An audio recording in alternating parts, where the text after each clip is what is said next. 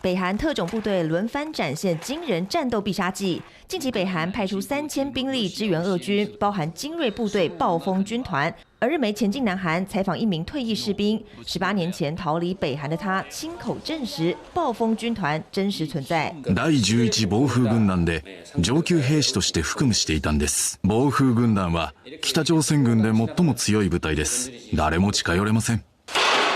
随手就能秀一段功夫。这支专为北韩及金正恩存在的神秘部队，据传训练无比严苛，雪地中淋冰水、断开锁链、徒手碎冰砖，都是小菜一碟。35キロの重りを背負って12キロの山道を歩く訓練がありました。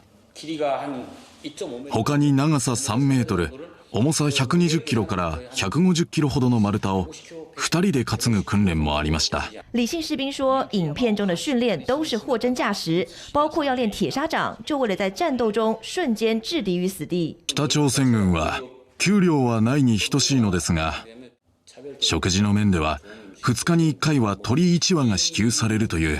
训练虽残酷，但伙食相对好，地位也高。不过他观察影片中拍到俄国的士兵，应该是入伍2-3年、刚脱离菜鸟阶段的士兵，体格矮小且训练不足，恐怕难以发挥作用。この映像を見ると、防風軍団にしては体が小さい気がします。キレのある動きも見られません。南韩专家也怀疑，派去俄国前线的可能只是一般士兵，比起协助，更像是去当炮灰。但前暴风军团成员罕见曝光，足见北韩对精锐部队训练已有长远布局，让国际间更加不敢大意。